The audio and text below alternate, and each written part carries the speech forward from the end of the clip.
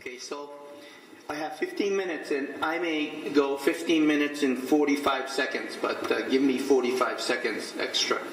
Well, the Industrial Revolution and colonialism has impacted Asia greatly, as they have done to many regions of the world. Advancement of technology and industrialization has stimulated regional economy and subsequent pressure for rapid urban development in many Asian cities. 21st century is an Asian century was the prediction heard in the 1990s. And today we're indeed in Asian century as the prediction, as the region positions itself to become the hub of global economy. Creating cities and habitats where activities of contemporary society is most intense is the main task of architects, planners, and engineers. This paper examines the role of architecture in a society and how it has chronicled the development of human civilization and the ways it is shaping and transforming the contemporary society. Focusing on cases around Asia, the paper will identify the existence of critical regionalism, despite the fact that external forces have continually pressured the development process of Asian communities. Now, it is often said that architecture is the visualization of its culture and society. The culture is structured to explain how nature exists around us, the rationale for ways our communities are organized, and how our cities built. Beyond its fundamental function as shelter for human habitat, architecture summarizes politics, economics, arts, engineering, philosophy, psychology, and many other disciplines in the form of certain physical reality. And throughout history, architecture has expressed visions and dreams of stakeholders, providing unquestionable physical reality in the forms of cities, a variety of buildings, and public spaces. Now, city is a vital lifeline of our contemporary society. Virtually every human being living on planet Earth at least has some contact or network with the cities. And even in the age of information society, real contact is essential in establishing true communication, and city provides such an opportunity. Designing cities is a task of architects, planners, and engineers. And urban design has played an important role in the evolutionary process of ways people inhabit and coexist in a community. In the Indus Valley in India, where the Indian civilization flourished 4,000 years ago, archaeologists have uncovered remarkable walled cities of Lothal and Mohenjo-daro, with streets laid in grid patterns. In these cities, we can see the evidence of residential complex of 5,000 people, large public buildings, public baths, market areas, and evidence of wonderful irrigation systems. Building a city is an enormous undertaking, whether it was an ancient civilization or modern society. The partition of Pakistan and India led India to create a new state capital for Haryana and Punjab. Chandigarh, designed by Le Corbusier, a Swiss-born French architect and one of the masters of modernism, took the garden city principle of the original planner Albert Meyer, an American city planner. Le Corbusier overlaid his vision of a city in the modernist principle. At the time, Chandigarh was hailed as a living example of how the 20th century cities should be planned. Wisdom of traditional knowledge is invaluable. In many indigenous cultures, metaphysical beliefs and cosmology are the main source of accumulated knowledge with which society navigates forward in time. In Asian cultures, there are numerous examples of such beliefs, one of which is the Chinese principle of Feng Shui. The Feng Shui is a system of geomancy according to the laws of heaven and earth, to put one's life in perfect chi with the place in question. In China, it is a usual practice to apply this principle of Feng Shui in orienting buildings and organizing the plans for buildings of all scales. In Hong Kong, two significant buildings of contemporary architecture, the Hong Kong Shanghai Bank and the Bank of China building, designed by Sir Norman Foster of the United Kingdom and Yeo Ming Pei, a Chinese-American architect from the United States, respectively, had applied the Feng Shui principle in their design. Now, according to Jill Lander, a certified Feng Shui consultant, these buildings have great amount of active energy, or yang. Lander describes how Hong Kong Shanghai Bank's orientation of the centrally located escalator goes straight to the heart of the building to create a healthy energy flow. She further explains that the Bank of China building, with its many angles, has unstable energy within. However, the water features at the base of the building embraces the energy, and north and south entrance draw a cycle of energy to enhance the state of yang. Thus, these works of contemporary architecture, designed by the Western architects, respect qi of the place and achieve harmony with the land and nature. Architecture is sometimes described as spatial art. Now, this slide shows the interior of the Tokyo International Forum, designed by an American-Argentinian architect, Raphael Vignoli. In architecture, one can experience the sensation of space associated with human ability to perceive five senses and beyond, to the realm associated with psychological sensory perception. This is a building for a corporate headquarters for Namix, designed by architect Riken Yamamoto, former professor at Yokohama University. Architecture can also be symbolic. A building can be utilized to communicate message. Local building materials and certain environmental consideration rooted in the context can make up the basis for these expressions. Color scheme is an example of symbolic representation. This photo shows the Chinese pavilion at the Expo 2010 held in Shanghai, China. The colors are often applied to the buildings, symbolizing prosperity and good health according to local semiotics associated with form and color. The photo shows the roof of a building on the grounds of Gyeongbokgung in Seoul. In the Korean tradition of danchung, or decorative painting on traditional wooden buildings, expresses the hierarchical structure of the Korean society. With application of paint slows the decaying process of the structural material, which is very architectural and technical. Notion of space changes from culture to culture. Understanding the vocabulary of space gives insight into how society perceives and maintains social order. Tiananmen Square, the largest square in Beijing, built in 1651, has been enlarged 4 times over the course of its existence. The current government made a major expansion, which was completed in 1959, in just 11 months period. The grand scale of Tiananmen Square today and the surrounding government buildings project image of an emerging superpower with a vast territory and the population of 1.3 billion.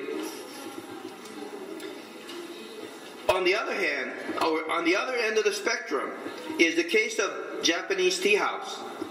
The tea house respects the tradition, induces a sense of spatial enlightenment, and encourages human acknowledgement.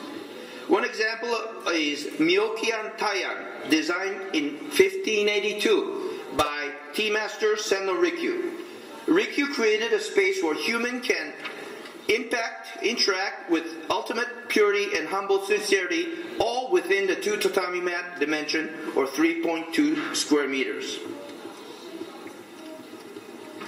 Today, Japanese architects have taken the idea of tea house and created contemporary space in the spirit. Tadao Ando designed a meditation space at the UNESCO headquarters in Paris, completed in 1995.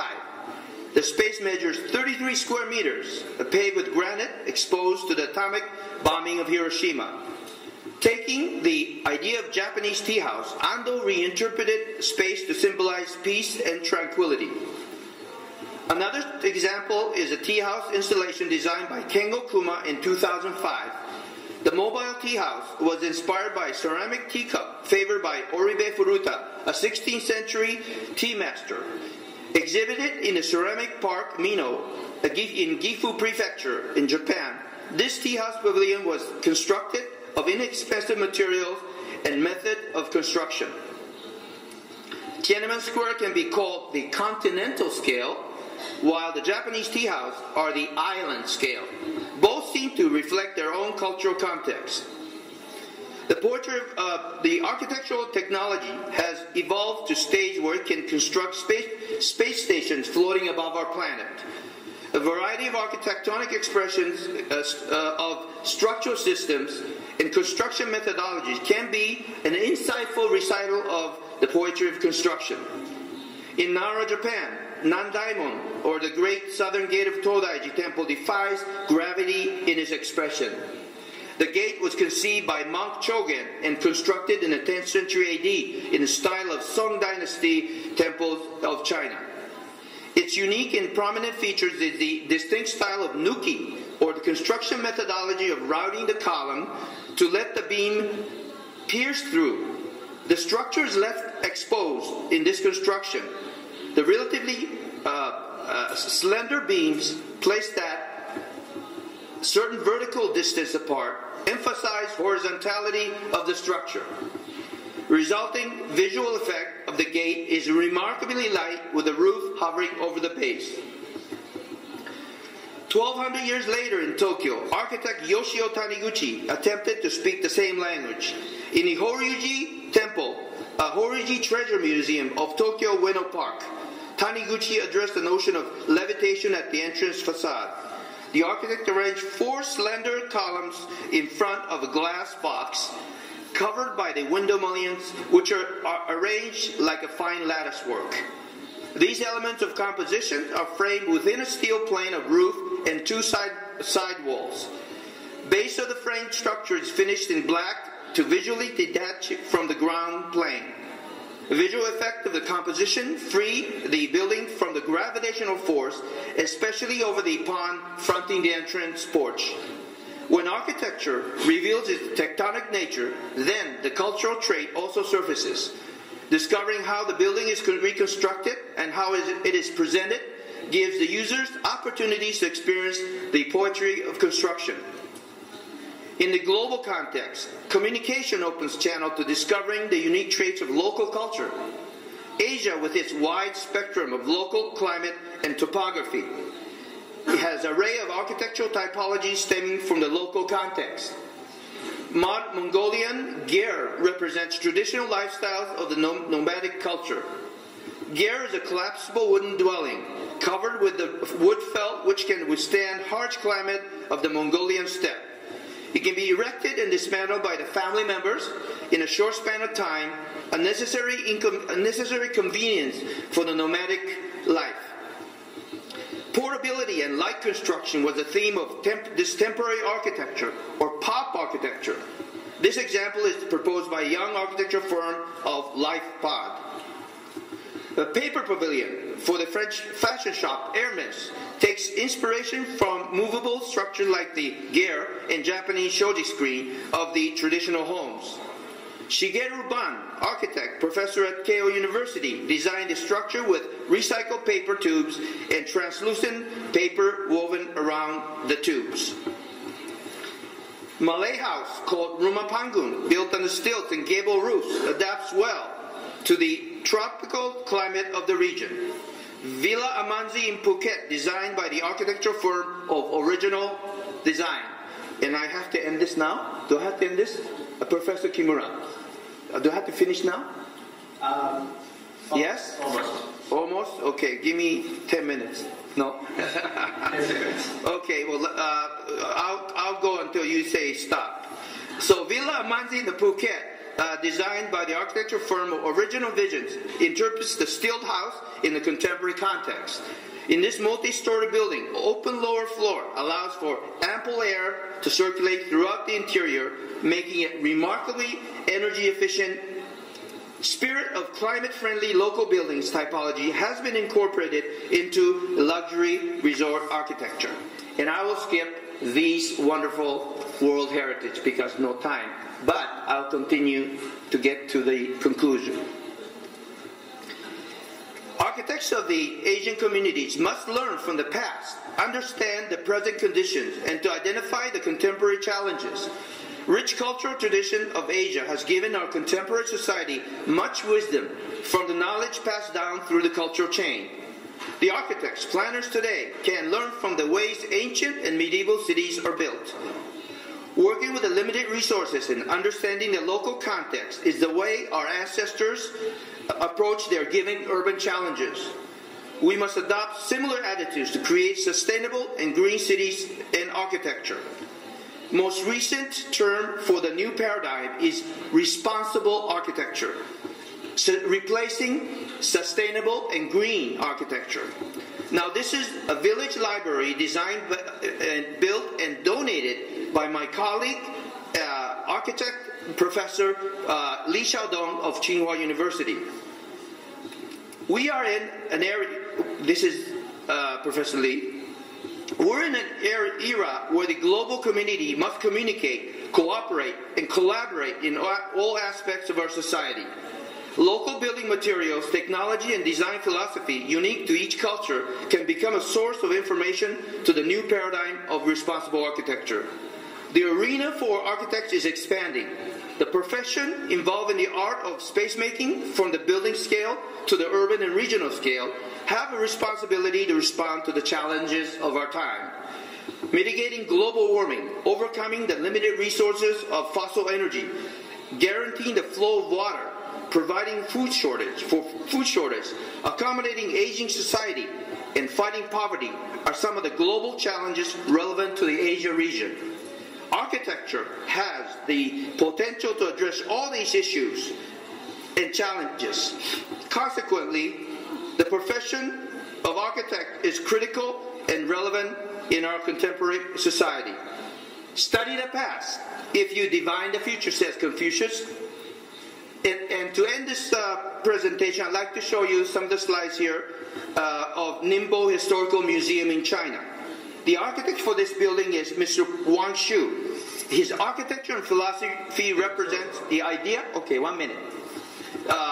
the idea that I put forth. Wang Shu's work addresses the issue of tradition, technology, craftsmanship, and experiment to generate the local paradigm. And this year, Mr. Wang's accomplishment to date has been recognized in the global arena. He has been awarded the Pritzker Prize in Architecture for 2012 for equivalent to the Nobel Prize in Architecture. So anyway, I will finish. Thank you very much. Thank you very much.